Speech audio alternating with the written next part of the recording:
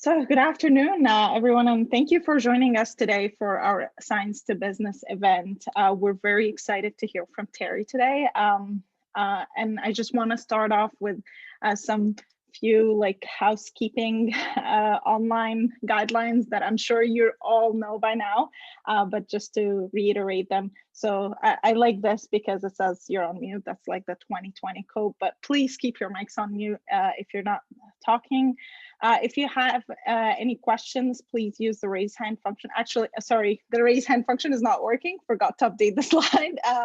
Just type in your name in the chat box, and we'll call on to your name to ask your question. If you're more comfortable typing in your question in the chat box, please do so as well, and we'll ask the question. And to avoid, if you have the link to avoid having the speaker obstruct the view of a presentation, you can click on view options and use it side by side. That will allow you to look at the presentation and the speaker side by side. A little bit about Science to Business Network. The network was formed in 2011 through a scholarship, the Science to Business Scholarship that was awarded by CHR to recent PhD graduates who wanted to pursue an MBA, and that kind of formed the beginning of the network. And it started growing from the first event in Toronto in 2014. And today we have the Science to Business Network, national nonprofit organization, 8 different university chapters that go from Edmonton here to all the way to Ottawa and Ontario. And our mission is to foster entrepreneurial culture within and around the research community to try and optimize the Canadian environment for commercialization of science, and to ensure that highly qualified personnel like yourselves have access to mentorship and career development all across Canada. And the problem is, and I guess we're here all today because we feel that problem is that career journey for students is typically complex and uncertain. And I am a grad student myself, so I feel that problem. I feel like I don't know where to go from now. So having that, looking at that career journey can be very anxious, you can be very anxious about that and can cause some certain anxieties. And we find, we hear from employers that some graduate students are not fully prepared to enter the workforce, which I'm hoping by the end of today, you have some tips and clues into what you can do to help you go into that workforce place. And so our solution has been to always bridge that gap between academia and industry. So the Science to Business Network is a student-led organization and supports professional development for graduate students. And we do that by organizing events and workshops, networking events as well, to help you cultivate that career path. So we're hoping that by participating in our events, you'll be able to obtain transferable skills, to access to knowledge, to networks, to be able to have access to people that you might network with and might ask questions later on, and of course access to and exposure to the industry challenges to be competitive when you're entering a job interview. And we have chapters all over. They're mostly in Ontario, but we have a chapter in Winnipeg and our chapter here in Edmonton. And since everything is online now, I highly suggest that you tune in for the events that are run by other chapters. Now that everything is online, you have that opportunity. So I highly recommend you do that. And now I'll just, I would like to say that our event today cannot and would have not happened without the support from BioAlberta. They've been very, very supportive of our group, and we've worked alongside them to bring you forth this event today. And with that, I'll switch over to Trish, who is stepping in from to talk to us about BioAlberta, because unfortunately the CEO was not able to be with us today. So yeah, Trish. Good afternoon, everybody. So glad that you could all join us this afternoon. A little bit about BioAlberta. We're the industry association that's focused on life sciences, and that includes biotech and health technology. We are a member-driven and a member-funded organization, and we currently sit at about 180 members. Our goal is to create and expand the network to connect small companies, researchers, and startups with the supports and guidance that they need, whether it be policy, regulatory, or funding, or frankly, finding parts of the supply chain that they might need. We take pride in being able to navigate the ecosystem and to connect our members to the people that they need to grow and be successful. And on that note, I'm going to turn you over to the reason why we're all here, which is to get you some perspectives on what it takes to get career ready and focused for your journey after you're done school. And it's my pleasure to introduce you to Terry Davis. She is the founder, president, and CEO of an organization called ProFound Talent Incorporated. She has more than 20 years of executive and professional level search experience, along with extensive skill in talent management and business operations. Her core belief is that success in business is tied to its people, and that people who are passionate about their careers do extraordinary work for businesses. I think you can agree that that's a winning combination there. Before starting ProFound Talent, Terry was a partner with a national executive search firm where she led the executive search team, providing both clients and candidates with insight into industry, talent management, compensation, and career management. She holds a Bachelor of Commerce degree from the University of Alberta and a Master's of Business Administration from Athabasca University. And on that note, I'll turn it over to you, Terry. Thank you. That is great. Hi, everyone. Nice to meet all of you virtually. I am going to actually just share my screen now, so hang tight for 1 second while I do that. And I am just going to grab the presentation.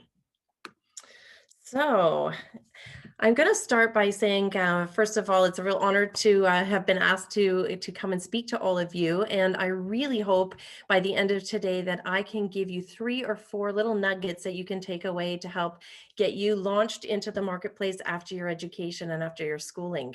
I'm a big believer in following your dreams and your passions, and that's ultimately why I started ProFound Talent back in 2016. As Trish mentioned, I have 20 years of background in the recruitment industry, having recruited with David Applin Recruiting, having recruited with an executive search firm by the name of Conroy Ross, which is now Optimum Talent. And I sold out. I wasn't just a recruiter, I was actually owner of Optimum Talent and a partner. I was one of 10 and sold out my shares in that organization to follow my passion, my dream. And that was creating ProFound Talent. So I'll just give you a little snippet of an overview, but I want all of you to kind of watch this for a second, because I'm going to ask you a question. I'm going to give away a few hours of one-on-one career coaching for the one that can possibly answer my questions. So you'll see here that ProFound Talent, we have 4 divisions. One is talent, coaching, marketing, and training. When I go to our next slide, which is not working here, why is that not working? There we go. I'll skip past that. We have our executive and professional recruiting division, and many of you may not be aware of recruitment firms. And so I just want to share or take this opportunity to share about them, just because it could be something that becomes very valuable to you in your own career search at some point. So there are many different ways to go out and find a job. One being, looking at job boards and postings and that type of thing and applying on them. There's a proactive way where you can go and be empowered and go find your own position. But when you get into the marketplace and you have a little bit of experience, there's also recruitment firms, and there are different types of recruitment firms in the marketplace. There's what we call our executive search firms and what we call mid-professional. And so most of the executive would handle positions that are director level up, and anything in that mid-professional level would handle any type of role that you'd see in a corporation. So it could be sales, marketing, accounting, HR, sales, you name it. It's what we call professional level. So one of the things that a lot of kind of misperception is that recruitment firms find people jobs. They actually don't find people jobs. They actually are contracted on behalf of the company, and the company pays us a fee to go find a specific type of talent and skill that they're looking for. So when you first leave, your university or your education, you may it may be tough for a recruitment firm to help you, but once you get kind of that first job under your belt and that second one, absolutely, it's something that you should put on your radar as you continue to grow your career. So I just wanted to kind of give you a quick insight over that. The second part of our organization is ProFound Coaching, and we do all sorts of coaching, and one of them is career coaching, leadership, executive, and business startup coaching, as well as life coaching. And our third division is ProFound Training, and that's coming soon. And that's where we help to elevate people in an organization and help them learn and develop and grow. And we have a fourth division, which I didn't bring in here, which is employer branding, and it's our marketing division. And it's in blue. So before I go on to the next slide, this is my question. Can anybody tell me, when they see all of these first 4 slides, what it is that I'm trying to do for our company? If anybody has the answer, and maybe I'll look to my moderators to see if, or even unmute yourself and shout it out. I see Paramita, I think it is raising Yes, hand. I was thinking that you are delivering value to your clients, whether that is through mentoring or coaching or providing them with the right people or even helping them That with is branding. helping them with what did you say? Helping them with branding and the communications aspect. That's what I wanted. So what we're trying to do, and you're right, we are trying to add value to our clients, but the real thing that I really wanted to show here and was hoping to get the answer. So Paramita, I'll give you a couple of hours of free one-on-one career coaching with myself or else Stacey Lang of my organization. What we are doing is branding ourselves. And so you will notice through all of these, we have the same logo look. We have different colors based on our different divisions, and we have a commonality of a bee. And that bee is the one that's in full color here. It shows all of our divisions. Then each bee is in different colors based on the division.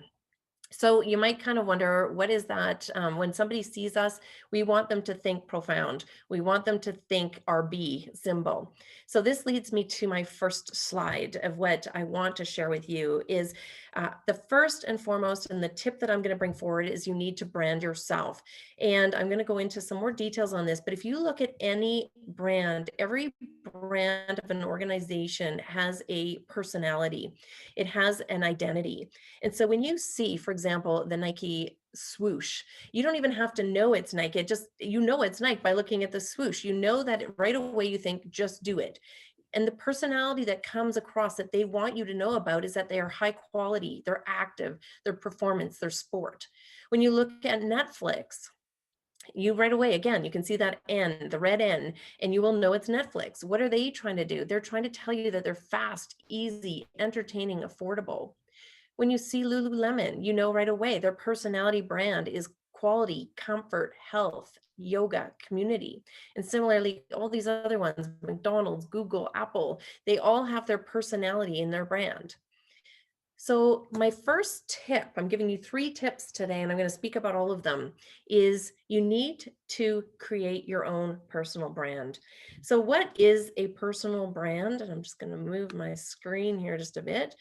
A personal brand, and why it's important, is it's really how you present yourself to the world. So effective personal branding will differentiate you from the competition and allow you to build trust with prospective clients and employers.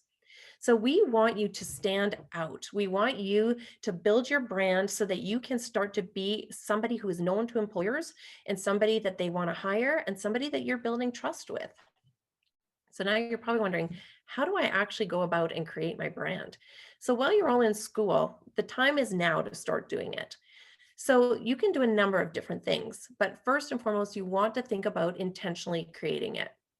So when you think of a brand, what do you want to be known as? What do you want people to think of you as? So what are your values? Are you reliable? Are you somebody who is authentic? Are you somebody who is a thought leader in your industry? Are you somebody who is ambitious and somebody who will jump over obstacles at to get to the goal? Like, what is your brand? And so how you start doing this is really sitting down and thinking about, who am I? How do I show up to the world? What do I want people to remember me as? So ways that you can do this is you can become a thought leader and a subject matter expert. So you're all in school and you might think, well, I'm not a thought leader. I mean, I'm just in school, I'm learning from others.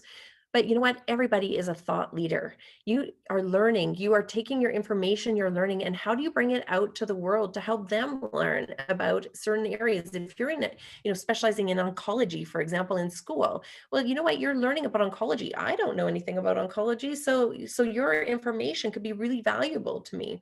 So just an example of this is when I started ProFound, nobody in the recruitment industry has been around for 40 plus years. Nobody has been putting out to market anything around how to find a job, any type of videos on how to answer questions, as far as how to show up in interviews. And so when I created ProFound, I wanted to intentionally build a brand where we had this holistic approach where we would actually help people in not only finding jobs, but also how to actually go about doing it, how to learn how to actually find a job. And so we became a thought leader in that. Now that helped me in two ways. It helped me because ultimately I'm a thought leader because I'm sharing my knowledge. And so people are starting to see and learn from me, and they're starting to see me as a subject matter expert. But it also helped us because it built our brand, because it helped us get into the market and people started to know us. I mean, I can walk down the street and people know me, and I don't even know how they know me because I don't know them. And it's because they see my videos, for example. And so being a thought leader is getting out there, whether it be on social media or whether it be, writing blogs, or whether it be, attending events and maybe speaking to your subject matter. If you look at even like Angus Watt, I don't know if many of you know who that is, but he is a financial expert that shows up on Global News every night at 6 o'clock in Edmonton for the last, I don't know how many years. He is a thought leader. He is somebody who people respect. He's a subject matter expert.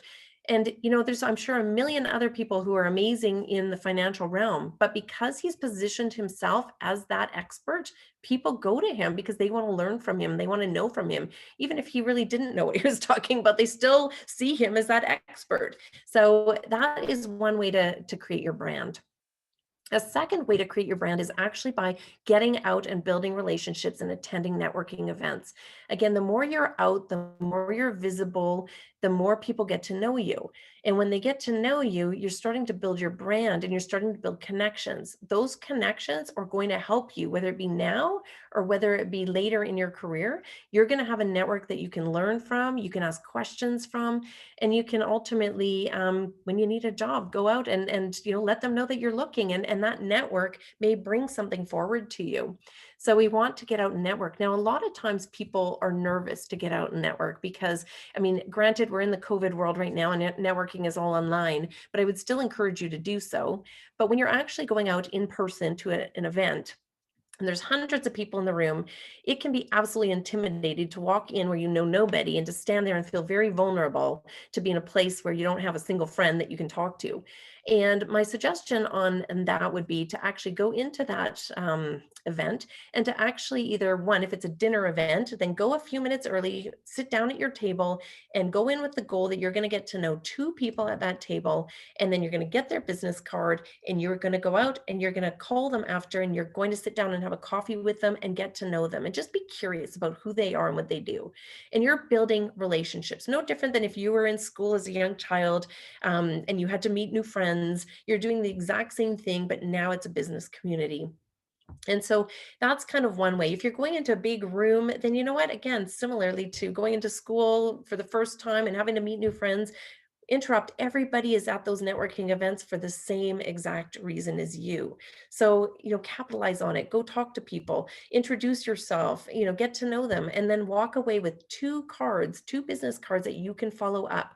And the reason I say two is because you're going to get to know two people. And then through that, the next time you go to that same networking event that maybe is showing up the next month, you're going to get another two and you're going to get to know them. Then you're going to get another two. And by the end of a year, you're going to have 24 people that you've now met that attend that same type of networking event. So whether it's like a BioAlberta, monthly networking event, or maybe some other association that's really specific to your science specialization, but attend. And the more people you know, it will become more comfortable to attend going forward.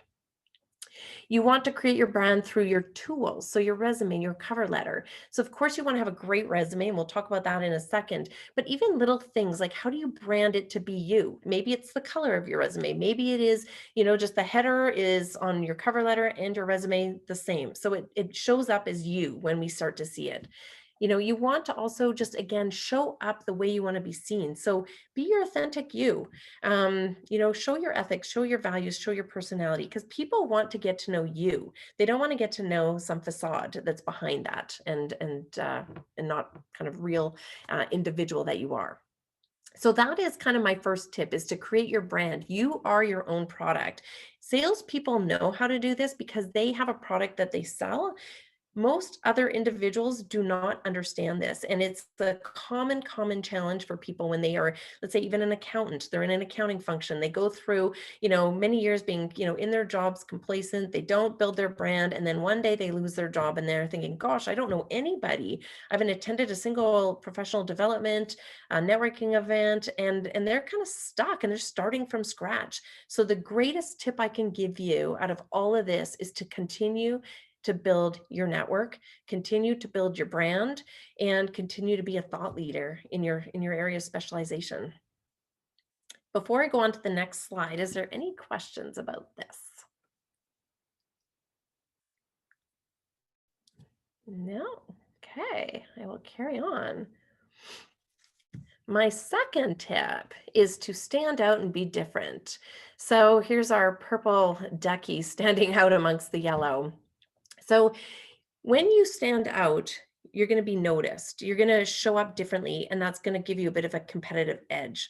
So how do you, again, go about doing that? There's a few different strategies that I can share with you.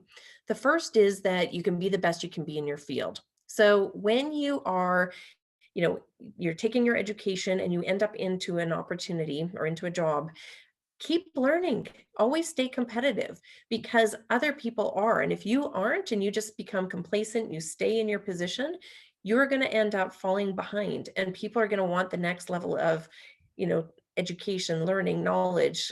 Things are changing so quickly in the world. So remain competitive with your learning, upgrade, share your knowledge. Create a resume that stands out. Now I'm going to spend a few minutes on this one. So I like to see a resume. So when somebody is trying to go out and find a job, generally speaking, there's two types of resumes. There is what we call our chronological resume, which is just literally what was your last job and, list your responsibilities, list your accomplishments.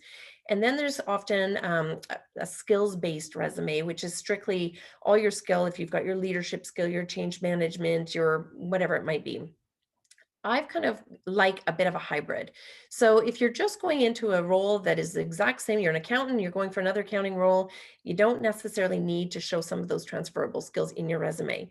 But if you are looking to make any kind of a career change, or you are looking for a first time to get into market, then it's really important to know your transferable skills. So what are transferable skills? Transferable skills could be anything from, they're those kind of soft skills that are hard to articulate. It could be things like your leadership skills, your change management, your communication. It could be even things like, how do you market yourself? It could be some of your social media skills. It's all of those things that are maybe not as specialized to your actual role. And so when I work with people through their career transition, I actually give them a document and I have them go through and provide an example of each of the transferable skills that I list in that document. And that example, what we're doing is we're getting them ready to be able to put it onto their resume and also to be able to share it in an interview. So transferable skills, usually when you're in an interview, you want to share it in what we call behavioral-based interviewing. That is where we'll say, give us an example of a situation you took. What was the situation? What was the action you took and what was the result? So situation, action, result. So if I gave you the question, give me an example of a time you had an upset employee. How did you handle the situation? What was the result? Then you would give an example. And the reason we're looking to do that is we want to know what you've done in the past so we can predict what you're going to do in the future. So you want to, when you go through your transferable skills, you can do it a couple ways. You can just look up Google transferable skills and get a list of what they could be, and then think of an example with situation, action, result. Or you could even just kind of go through a job posting, and in that job posting you will see it will say straight up, we're looking for a leader with 10 years of experience. We need leadership. We are in an environment that is moving quickly and might require somebody who's been through change management. We know there's change management. So pick out those transferable skills in a job posting, and then be able to have your answers ready with your examples, because those are likely going to be in your interview, and those are things you want to address on your resume. So that is kind of the first thing. So when I like to, when I'm first having somebody go out to market and they are getting that first job, then I would use a combination resume where there's transferable skills and chronological. So I would do something such as have your name at the top, a little blurb about you, maybe a few keywords like that you're skilled in, like if it's oncology and leadership and what have you, put those in. And what you're trying to do there is with applicant tracking systems, which some companies have, those words may show up and they'll pull your resume into their system. If you don't have them, they may knock you out and you may not even get a chance. Then from that, you'll have your transferable skills. You may actually look at the posting and pick what are the 4 transferable skills that they need in this job, and literally put them in your resume, what and where you've achieved it. Then go into your education and then into your work experience. When you get into your work experience, I want you to put the name of the company, a little 2-liner about what that company does, so that we as recruiters know exactly. If we have a client that says we need somebody with manufacturing background, I don't want to be trying to figure out if your company has manufacturing or not. I need you to tell me that. You need to make your resume very clear so that I spend 1 minute on it. So I need to see it quickly and be, yes, want to see this person. So resume needs to stand out, needs to be clear, needs to be concise. And then from that, some responsibilities, and then you want to have a couple accomplishments. What are the results you've achieved? What is something that I'm wowed about you, because I need to be wowed by you, because I've got a lot of other resumes to look at. So that's another way that you can stand out, get noticed, is by your resume, and have no spelling errors in it to make it unique to that job. And I will just first tell you that the one word that I see in all resumes get spelled wrong is manger, and it does not get picked up by spell check. So be careful on that one, because it's my little pet peeve.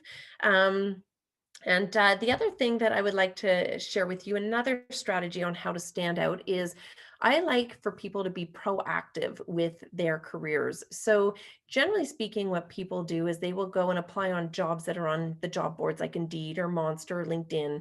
And while that is one approach that you definitely want to do, another approach is what I call the 6-touch marketing of yourself. And when you apply on jobs on Indeed, what happens is there's typically about 200 applications, only one person's going to be successful, and there's going to be 199 disappointed people. And so out of that 199 disappointed people will start to lose their confidence in finding a job, because they think, why didn't I get called? Why, and so it starts to suck the life out of you. And it's just not a really positive experience a lot of times. So instead of only doing that, I like to have you take and empower yourself to go find your job. And so how do you do that? I call it the 6-touch marketing.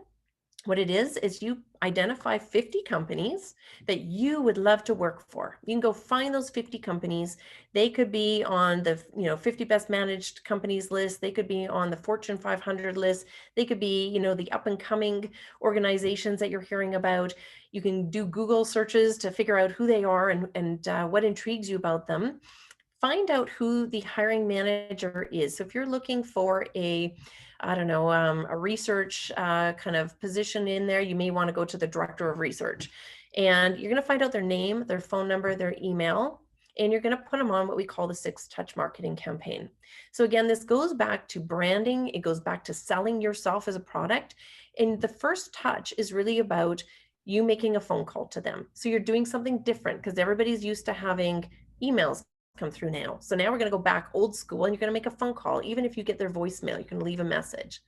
The second touch might be you follow it up with an email saying, I just left you a message. I'd love to connect with you. Would you be open to having a coffee with me? I'd love to learn more about your company. I've targeted you guys as somebody that I would love to work for, based on your technology, based on your values, and I would love to just learn more about your company. Well, when you start to do that, people feel special and they want to kind of help you out potentially. So that's another way. The other way is you can put them on a social media strategy list where you're starting to engage with them on social media. And so again, you're starting to become known to them because they're seeing you all the time on social media. The goal and the reason we have it 6 touches is because it takes about 6 times before somebody actually remembers you. And we want to spread that out over a year so that we're not bombarding them all in, 6 phone calls in the first 2 weeks. We want to spread it out so that every month or two, you're kind of doing another thing to follow up with them, to see where they're at. And the goal is that at some point, they're going to start to see who you are. They're going to see that your energy, they're going to see your attitude, and they're going to want to actually potentially get to know you. And they may even want to create a position for you and bring you into their organization, because companies like to hire people they know and that they trust. And so again, part of that branding. Before I go on to the next slide, any questions? We have a question about e-portfolios.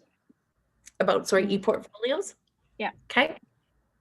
What is the question on that? Can you speak?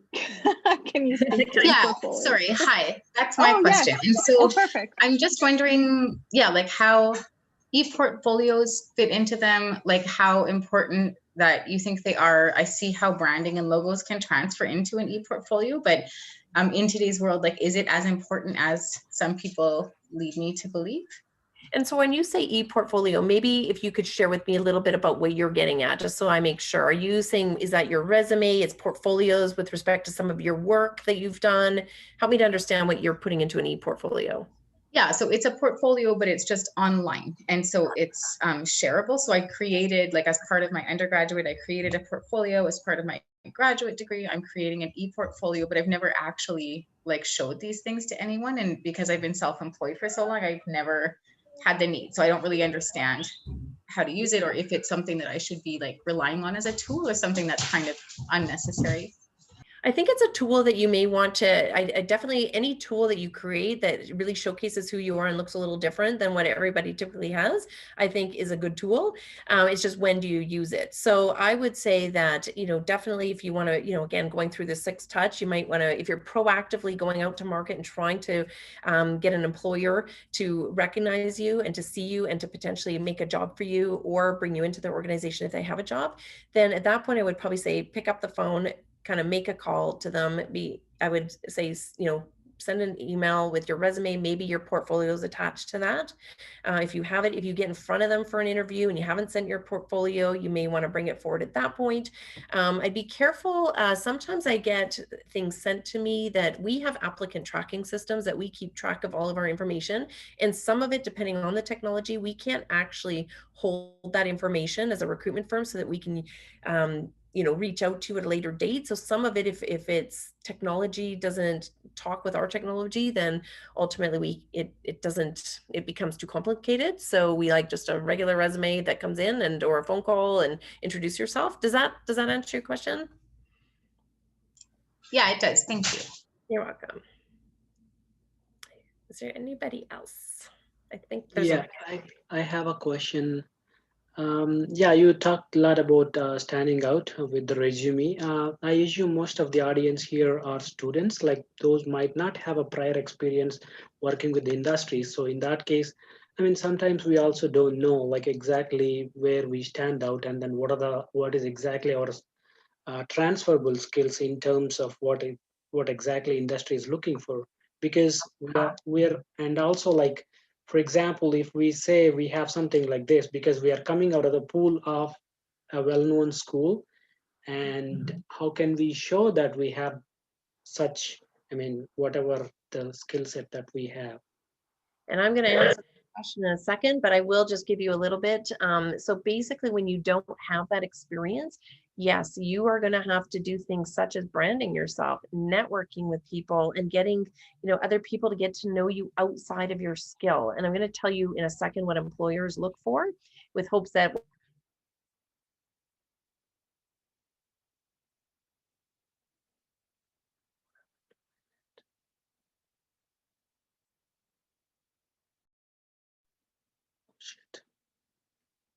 My internet is Terry, your screen froze.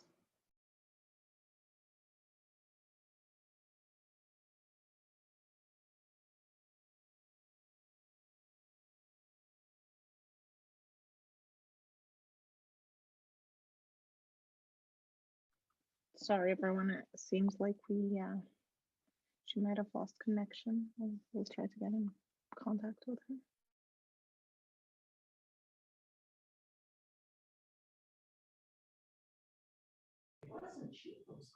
Did we lose Terry completely? Yeah, I think she logged off. I think there might have been a problem with her connections, unfortunately. I thought it was me, but I was still moving and everybody else seemed to be too, so. Okay, let's try this again. Let me get back to my slideshow. Okay. Just gonna move this down. My apologies again. All right, so what I was getting to the point of before I got bumped off here is that I want you, when you get in, even into an interview situation, think about the employer. They are sitting there with 4 people that they're comparing, and how are you going to show up that makes you different?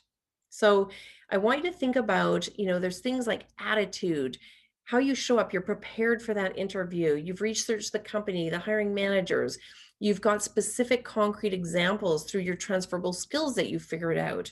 And again, going back to the question that was posed to me, even though you don't have experience with a company, you have experiences throughout your life. And it could be in your lab work, it could be in volunteer work, it could be, in your education, where you can draw upon examples that are outside of what your actual work is. If you don't have the work. So I want you to kind of show your personality, smile, thank them, be prepared, show your attitude, and have those specific, the behavioral based interview questions ready to go. Another thing that's going to help you stand out is the squeaky wheel gets the grease. And so what I mean by that is some people will say to me, well, I put my resume in, but I don't want to bother them and call and see where they're at with the hiring process. And I'm going to tell you, you are not a bother. And if you are a bother, well, the good thing is whether you're, bothering them or not, they're going to remember your name. They're going to have to go look for your resume, which is the intention of why you're calling. And we know as recruiters and we know as hiring managers that people are interested in getting a job. So of course you're going to call. And of course we expect that. And so I encourage you to really follow up in putting a resume in, not just putting it in and hoping that somebody sees it. Follow up. There's, we get hundreds of emails. And if we happen to not get through all the emails and your resume ends up in, some pile somewhere that nobody has seen, then you've just lost out. So we want you to be that squeaky wheel that gets the grease, that gets noticed. And I have a picture of coronavirus here, which, is, as you know, it's unique and it's getting noticed around the world, and it is a pain in the butt, but guess what? It's getting noticed. And so even if it is, somebody is like, oh my gosh, like, why are they calling me? You're still getting noticed. And if you weren't going to make that call and get noticed anyways, then what do you have to lose? Like, put yourself out there. We expect it. So those are a few things I'm going to share with you. How am I doing on time? Am I going a little too far over? We have 20 minutes left. So like whenever, we can, however long the presentation is, and then we can take questions. Yeah, it's not that long. I'll share maybe one example with you just about, and again, this will answer maybe some questions if you don't have the experience and that you're going for that first job and how this can work. I'm actually going to share an example of John Daly, who's a golf pro. And it was my example, actually. When I first came out of university, I finished with my Bachelor of Commerce, and it was in a poor economic time, and I had no way, again, to get this first job. It was that vicious circle. You need experience to get hired. And, and so it gets very frustrating. So I was lucky because I had somebody who kind of coached me, and they said, you know what, you'd be great in sales. So I ended up realizing, and this is going back a number of years, Alberta Government Telephones, AGT, which is now TELUS, they were hiring their very first sales force ever because competition was coming into the marketplace. I learned of that. I actually approached the hiring manager and I said, I'd love to join your sales team. He was gracious enough to grant me an interview, of which point he said, you know what, you're a nice gal, but you have no sales experience. And I said, well, that's great. And I walked away and I was a bit deflated. And I thought, well, here we go again. And I got my foot in the door, but I didn't get the job. So then thankfully I had a mentor who said, don't stop there. Figure out, did you see anything in that person's office that, you know, you could kind of play off of? And I said, well, he really liked golf. And he said, well, you know what? Do something around golf. So what I ended up doing is I got a golf ball and I called all across the PGA. I found out the name of John Daly's manager. I sent the golf ball down with a returned courier slip and I wrote John Daly's manager. I said, please have John Daly sign this golf ball. I'm using it for a job that I'm trying to get and it's really important I get it back quickly. And I got the golf ball back and I to this day have the letter. And what it was is I pulled off of, now this is really going way back, a microfiche at the U of A. And ultimately it was an article about John Daly when he was given an opportunity to really succeed and shine. He became a pro in the golf professional world. And I took that and I took my golf ball and I wrote a letter and I said, I know if you give me the same opportunity that was given to John Daly, I will become your pro. And I was hired immediately on the spot and it went up to the president of TELUS and that was how I got my launch into my sales career. And so, you know, similarly, Shelly, who works for me, she is somebody who didn't even know she was going through our 6-touch marketing program in essence. And I had never even talked to her about it, but she reached out one day. She was watching on social media, all my posts, she was commenting on them. And I kept seeing this girl, Shelly, always reaching out and commenting on our social media. I was intrigued by her. She wrote me a LinkedIn message saying, you know, I'm in a tough spot right now with a job. I'm not happy. Gosh, you bring such positivity. Is there something, you know, I'd love to just have a coffee with you and meet you. And so I met her. I thought her personality was great. We sat down. I knew a little bit about her background, but I just thought, wow, I love her attitude. I love what she's bringing forward. And I said, you know, we don't have any space in our company right now, and I don't have the money to pay you, quite frankly. And she didn't take that as a no. She said, what if I can find a way to get myself paid through a grant or something? Would you hire me then? I said, well, hey, if you can find something, then absolutely, I'd talk to you about it. And sure enough, she went out there looking for grants. So she heard my obstacle and she pushed past it and she made it easy for me to want to hire her. So she kept in touch with me through social media. She, you know, found ways to reach out and connect with me. She went past obstacles to try to get a job with me. And at the end of the day, we didn't find the grant. But I will tell you what, when the opportunity arose that I ended up having to bring somebody on board, she was the first person I thought of. I unfortunately had to let somebody go from our company, and the next day I called her, and I don't think she was expecting this would ever come to fruition, and it did. And she's now working with me, and she's amazing. So these are things, people will make roles for you if you show up and you show your attitude. Which brings me to the final tip, and that is appeal to what employers want. Employers want 3 things: competence, and competence is your skills, your knowledge, your attitude, your experience, being, you know, goal focused, having ethics, having an ability, and wanting to continue to grow and learn. So you don't have experience. You have almost all the other things. And the second thing employers want is attitude. You will hear employers say that they will hire for attitude and train for skill. They will hire for aptitude and fire for attitude. So at the common denominator of all of that is employers hire on attitude, because attitude, you can train on skill, you can push people, you cannot train people on their attitude. So attitude is everything. And the final thing that I will tell you is that grit. A lot of people hire on grit, and grit is that perseverance. It's just like Shelly. When you get an obstacle, you don't stop there, you find a solution. And when you have somebody like that that's joining your organization, they push and they push and they push and they help you get where you need to be. And so companies like to hire on that.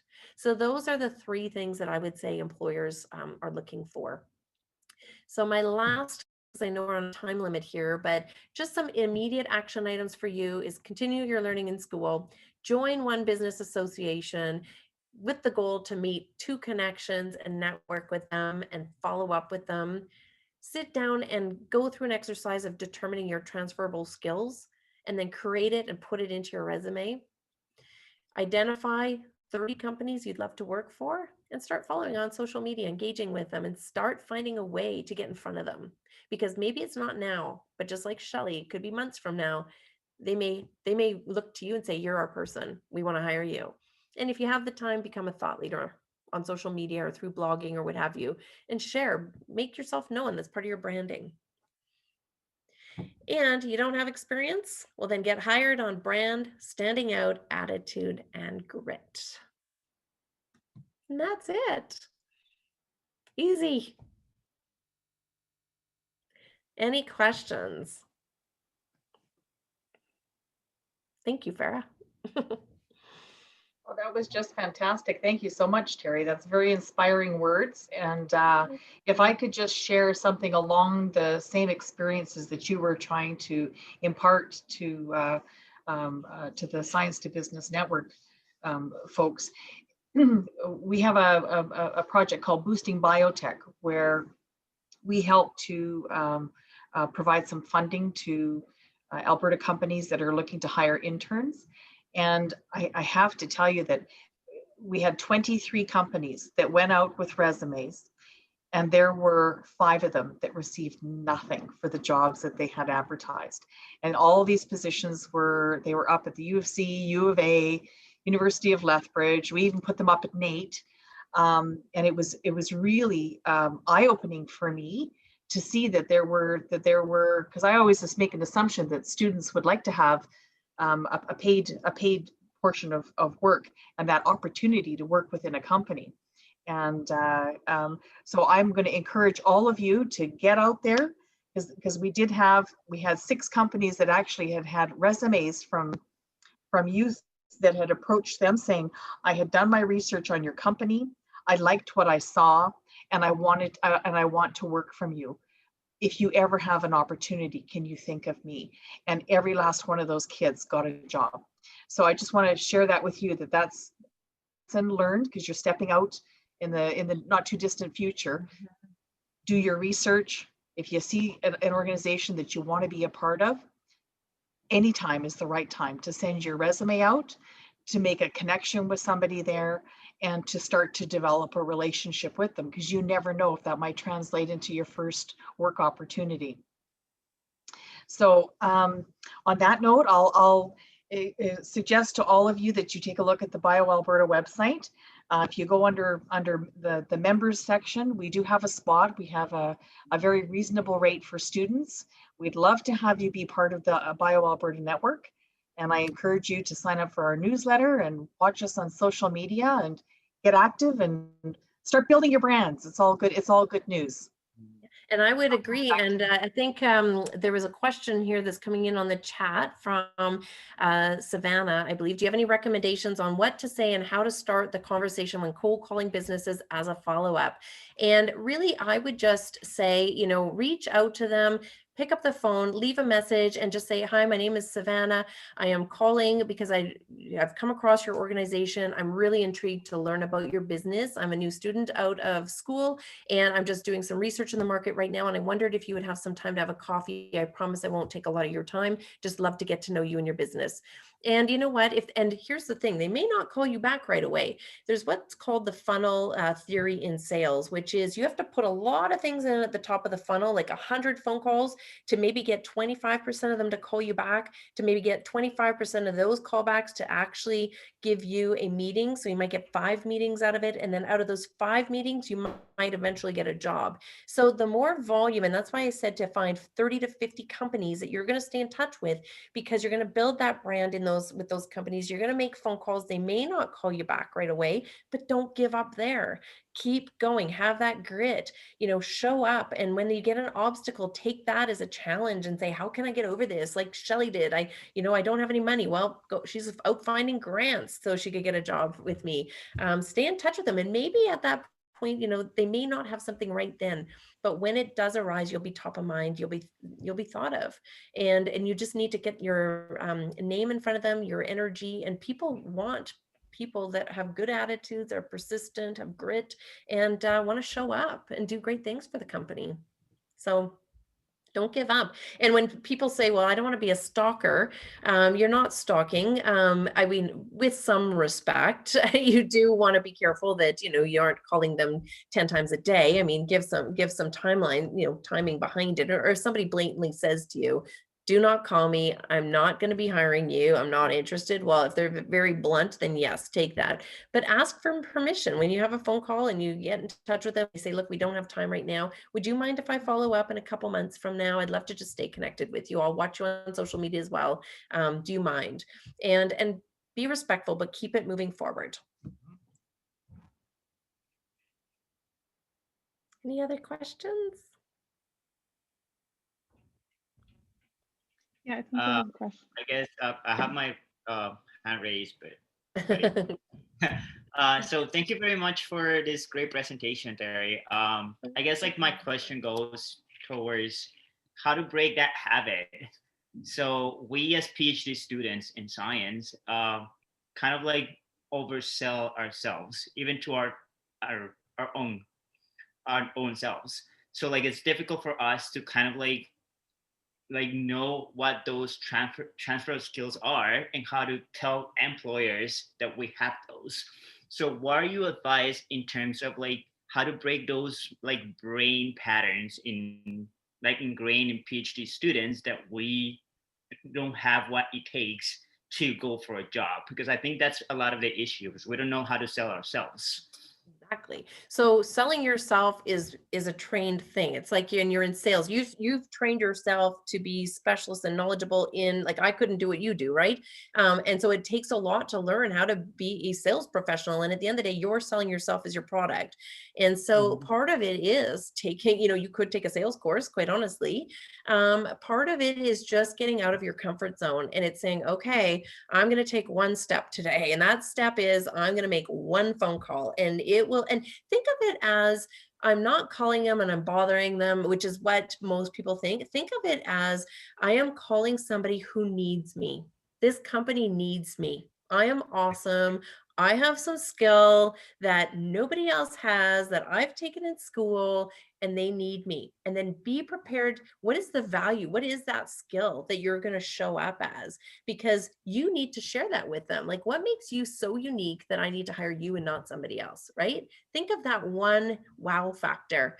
And then when you go in to call them, I mean, you are confident in yourself because you have something that they need, or you perceive them to need because you've done your research on them. Yeah, So absolutely. you're fulfilling a need. Nice. Thank you. I guess like there's a follow-up question to it, and it's so how do we, so there's like this thought within like PhD students that we are overqualified for every job out there. And I think like, I don't know if that's a myth or that's a reality. So like, it's just like, oh, I'm not gonna go for that job because know too much and like they're not gonna hire me. So like, is that true, or how can we play that to an advantage? We know stuff and we have like certain degree of knowledge, but like I guess we can still go for those jobs in industry. But like I feel like it's dragging us down, the fact that we're thinking that we are all qualified for jobs in industry. What are your thoughts? Yeah, that's a great question, because you're not the only one that would think that. So there are all sorts of kind of thought processes that people have, whether they are, let's say at the end of their career, they might be a little bit more, as far as a little older in age. And those people will think, oh, I'm overqualified, or nobody wants to hire me because I'm too old. Or there's, other people that go into a president role and they are applying on a manager role, and they're seen as overqualified and they're going to leave right away. So why would we hire them for this? They're not going to be excited about this job. So there are definitely perceptions in the market and that are going to be challenging for you, but take on those challenges again as having grit and an obstacle to show up differently. I mean, in our industry, there's all sorts, like there's misperceptions about the recruitment industry that, and how we work. And I go out there like small can't handle a big search that's national. Well, that's a bunch of baloney. We can. So what do? I educate the market that I can, just because I'm a smaller boutique firm doesn't mean I can't handle something that's a big national search. I mean, at the end of the day, it's educating and it's helping people to understand what your skill is. And it's also showing your transferable skills. So they see that you're not just this really smart individual that has no leadership, no change management, no nothing. You're just, a bookworm and somebody who's in the lab all the time. That is, there's more to you than that. And so part of it is sitting down and literally working through those transferable skills. And a lot of people struggle with that. You won't be the only one, because everybody, you just do, like I do things naturally. I don't even know I'm doing it. And I have to sit there and think about, what is it that I'm doing? What am I showing up as? What are my skills? And so you have to really think about them and go back and go, have I ever had to do something where change was involved? What did I do there? And it might be, you had to change or influence an opinion in your research studies to get a grant for your research project or what have you, right? So you've got influencing skills there. Those are things that you've got to be able to find in yourself. And until you find them in yourself, you can't articulate it to anybody else. And so you're going to get that wall. So you got to know it yourself, and then you can go up against them, for lack of better words, and overcome that obstacle and help them understand it. Thank you. You're welcome. I think we can take a question from the chat group, and then a final question from Paramita. I'm sorry if I'm mispronouncing your name. So the question is, where do you draw the line between showing your personality or standing out and remaining very professional? And the example that they they talked about is humor. Right. Yeah. So if you can speak to that. Absolutely. Well, I think, you can still, at the end of the day, people want, you have to read your audience a little bit, right? If you have somebody that you're sitting down with and they've got this very stoic personality and, they are not laughing and it's very serious, then, you want to mimic kind of what you're showing up against. That's a skill learned in sales, actually. If somebody is just casual, laid back and wanting to chat with you, you want to be, somewhat casual, laid back and chat with them. And maybe you can have a few jokes, but again, keep in mind that even though they're casual, laid back, they're still evaluating you. So don't be swearing, don't be throwing out, jokes that are, maybe not so appropriate, things like that. Like, have a bit of humor, show up and show your personality. And part of it is, at the end of the day, it's finding the right cultural fit. So just, every, pot in the cupboard has a, lid that can fit on it. Every company has somebody that's going to fit in it. Every, if you're in the dating world, every person has a match out there somewhere. It's just finding the right match. So if you show up and you're, showing a bit of humor and somebody isn't taking that so well on the other end, well, maybe they're not the right company for you. And maybe that's not going to be the right fit. And maybe that is not your lid to your pot. So keep going, right? And don't give up on it. And I think, show up authentically to who you are, but still be professional, still, have your knowledge and your skill identified and your understanding, research them, show up professionally dressed.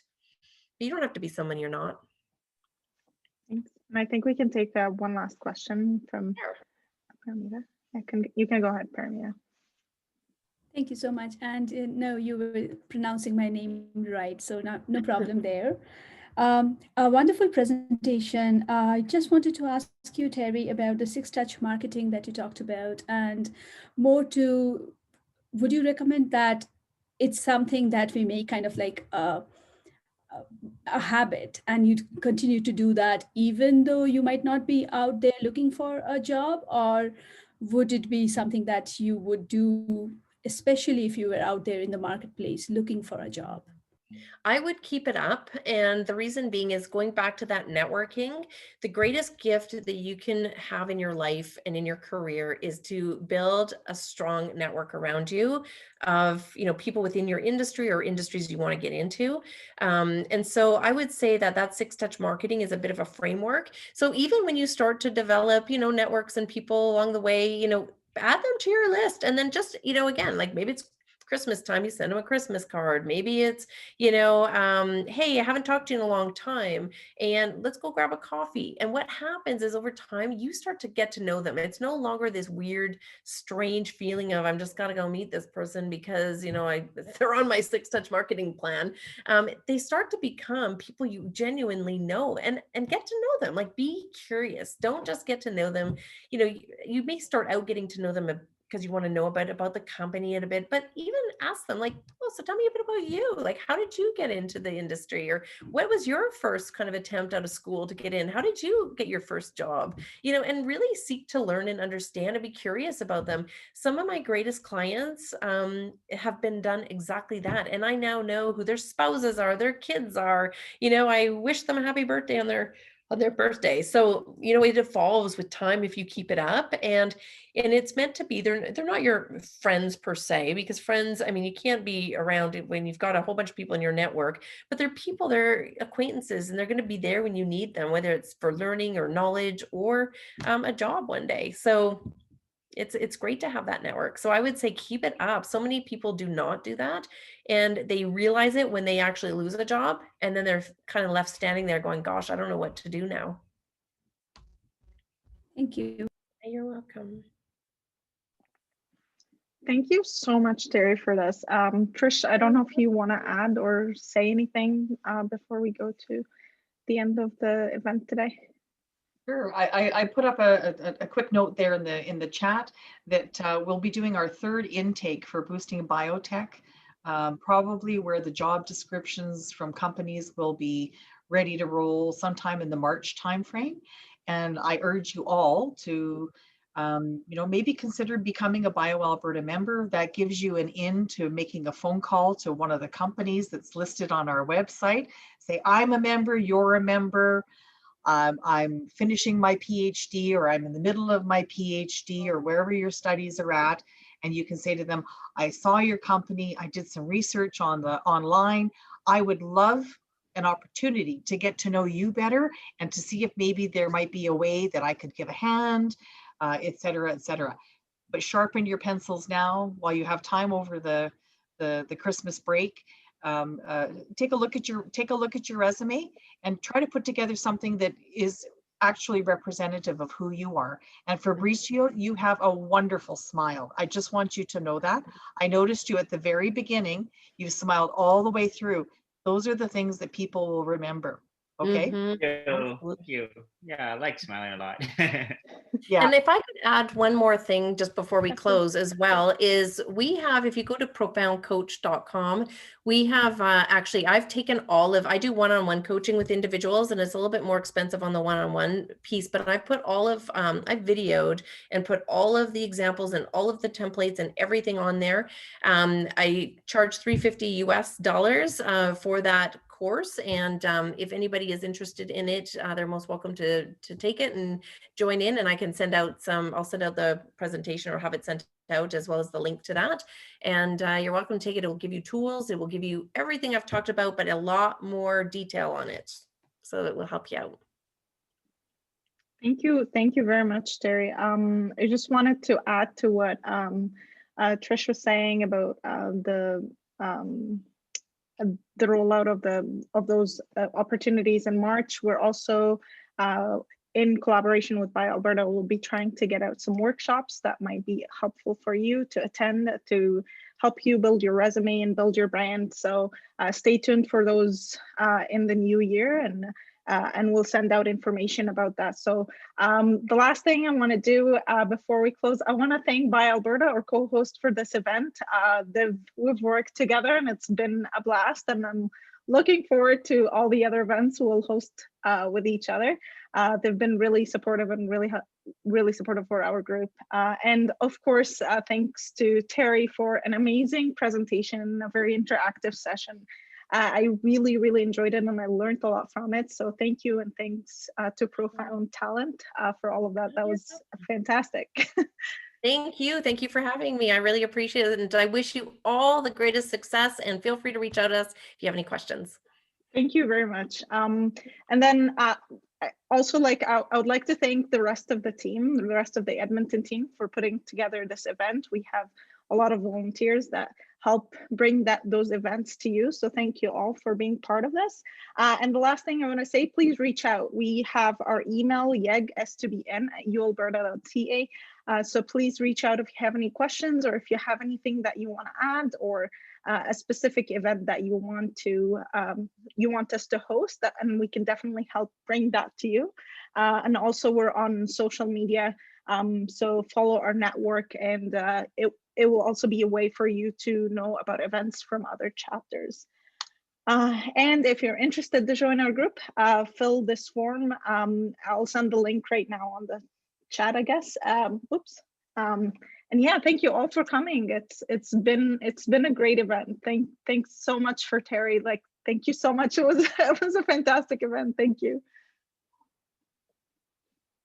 I said, thank you. I'm glad you enjoyed it. I had my thing on mute. Thank you.